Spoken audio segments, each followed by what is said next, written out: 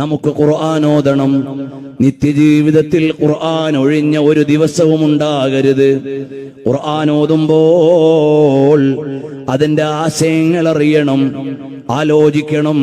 ഖുർആനിലെ ഓരോ സൂക്തവും എടുത്ത് മുന്നിൽ വെക്കുമ്പോൾ, ഞാൻ നേരത്തെ പറഞ്ഞത് പൂർത്തീകരിച്ചിട്ടില്ല, ഈ ആയത്ത് സഫരിയാണോ എന്നതിന്റെ അർത്ഥം ഇതിറങ്ങുമ്പോ എന്റെ ഹബീബ് യാത്രയിലായിരുന്നോ എന്നാണ്. ഈ ആയത്ത് ഹളരിയാണോ എന്നതിന്റെ അർത്ഥം ഈ ആയത്ത് ഇറങ്ങുമ്പോ എന്റെ ഹബീബ് എവിടെങ്കിലും ഇരിക്കുകയായിരുന്നോ എന്നാണ്. ഈ ആയത്ത് ലൈലിയാണോ എന്നതിന്റെ അർത്ഥം ഈ ആയത്തിറങ്ങുമ്പോ എന്റെ തങ്ങള് രാത്രിയിലായിരുന്നോ എന്നാണ്. ഈ ആയത്ത് നഹാരിയാണോ എന്നതിന്റെ അർത്ഥം എന്റെ മുത്തുനബി തങ്ങള് പകലിരിക്കുമ്പോഴാണോ ഇത് വന്നത് എന്നാണ്.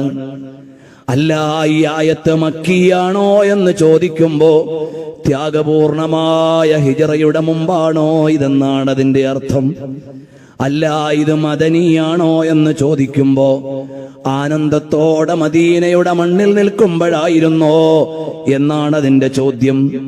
ഇതിന് നാസിഖുണ്ടോ എന്ന് ചോദിക്കുമ്പോ ഹബീബായ തങ്ങളുടെ കരുണ സ്പർശം അതിൽ എത്രയുണ്ട്, വീണ്ടും വായിക്കാനെന്നാണ് അതിന്റെ അർത്ഥം.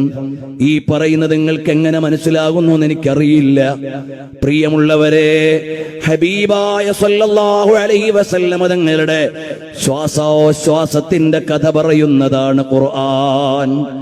അവിടുത്തെ വിശ്രമവും ക്ഷീണവും ആരോഗ്യവും അവിടുത്തെ സന്തോഷവും എല്ലാം പറയുന്നതാണ് ഖുർആൻ.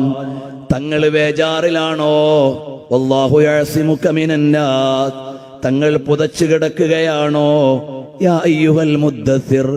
തങ്ങൾ വീട്ടിലെ അരമനയുടെ ഉള്ളിലാണോ? യാ അയ്യുഹൽ മുസമ്മിൽ. തങ്ങളെ അവിടുന്ന് ബേജാറിലാണോ? സാനിയസ്നൈനി ഇദ്ഹുമാ ഫിൽ ഗാർ.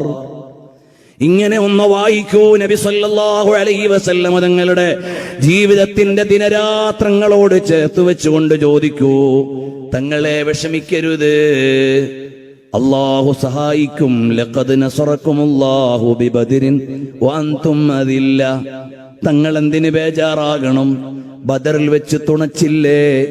ബദറുൽ കമാലായ തങ്ങളെ കൈവിട്ടില്ലല്ലോ. അതുകൊണ്ട് തങ്ങൾ ബേജാറാകേണ്ടതില്ല. എത്ര മനോഹരമായിട്ടാണ് ഖുർആൻ തങ്ങളോട് സംസാരിക്കുന്നത്. അതല്ലേ നമ്മൾ വായിക്കുന്നത്. ആ കാരുണ്യത്തിന്റെ ശീതളഛായയിലല്ലേ ഇസ്ലാമിന്റെ ആളുകൾ അഭിമാനപൂർവ്വം ജീവിക്കുന്നത്. അതുകൊണ്ട് നമ്മുടെ ഖൽബൊന്ന് ചേർത്ത് വെക്കാം. ഇലാ ജനാബി റസൂലില്ലാഹ് സല്ലല്ലാഹു അലൈഹി വസല്ലമ തങ്ങളിലേക്ക് നമുക്കൊന്ന് ചേർന്നിരിക്കാം.